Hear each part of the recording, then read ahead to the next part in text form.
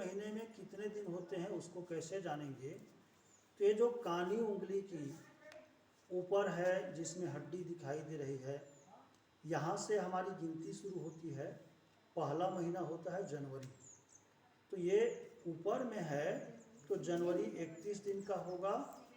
नीचे में हमारी उंगली जाती है तो वो 31 का नहीं है, बाकी कितने भी दिन का हो सकता है।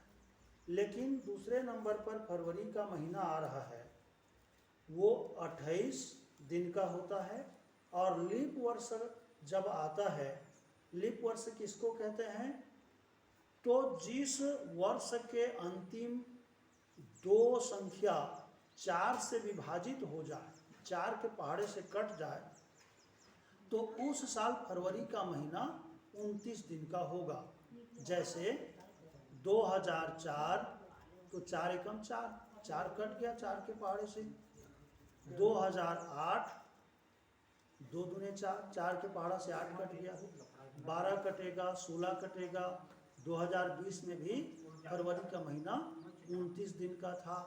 अब 2024 में फरवरी का महीना 29 दिन का रहेगा, 2028 में 29 दिन का रहेगा, 2032 में 29 दिन का रहेगा। तो इस तरह से प्यारे बच्चों, ये जो है फरवरी का महीना लीप वर्ष में 29 दिन का रहेगा, बाकी 28 दिन का रहेगा। तो ये दूसरे नंबर पर फरवरी आए। तीसरे नंबर पर फिर ये जो उंगली है उसके ऊपर में हम टच कर रहे हैं, ये तीसरा नंबर पर, जिस महीने का नाम है मार्च। तो ये 31 दिन का है। फिर नीचे आ गए तो 30 दिन का, फिर ऊपर आए 30 दिन का, ये क्या हुआ, अप्रैल। मई में आ गए ऊपर में, तो मई फिर 31 दिन का हो जाएगा। फिर जून नीचे में आ गया तो 31 दिन का रहेगा।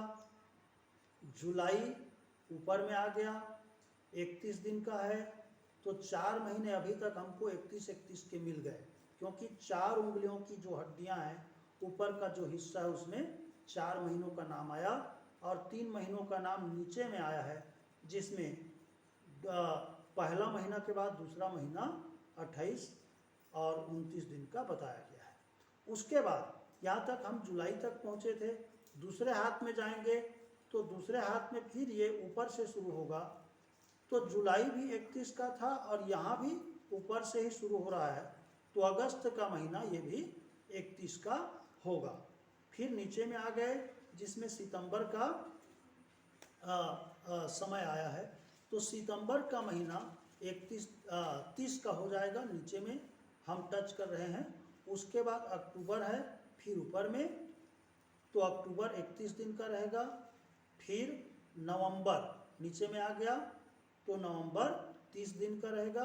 फिर अंतिम महीना दिसंबर, जो हम ऊपर टच कर रहे हैं, तो ये दिसंबर है, तो दिसंबर भी 31 दिन का रहेगा। तो प्यारे बच्चों, ये 7 जो उंगलियों के ऊपर में नाम आया है, ये जनवरी, इसके बाद दूसरी उंगली के ऊपर में आए मार्च, फिर तीसरी उंगली के ऊपर में आए मई, फिर चौथी उंगली के ऊपर में आया जुलाई, फिर ये दूसरे हाथ के पहली उंगली के ऊपर में आया अगस्त, फिर यहाँ पर छठवें उंगली के ऊपर में आया दूसरे हाथ के पास में, तो वो अगस्त के बाद में क्या आया, अक्टूबर आया। फिर यहाँ पर 7वें उंगली के पास आते हैं तो दिसंबर। तो कुल मिला के 7 महीने, साल के 12 महीनों में 7 महीने में 31 दिन होते हैं। नीचे में ये दूसरी उंगली के बाद ये क्या है, अप्रैल यहाँ पर आता है, अप्रैल के बाद में यहाँ पर आता है जून, अप्रैल जून, यहाँ पर आ रहा है सितंबर, और यहाँ पर आ रहा है नवंबर। तो ये जो 4 महीने, 1 2 3 और ये 4, ये 4 महीने 30 दिन के होंगे, और दूसरे नंबर पर जो जनवरी के बाद आया है वो 28 दिन का साधारण रहेगा और लीप वर्ष में 29 दिन का रहेगा।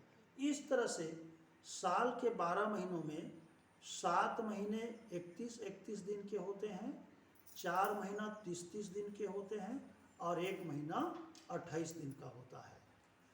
तो इस तरह से ये जो उंगली के सहारे से हम महीनों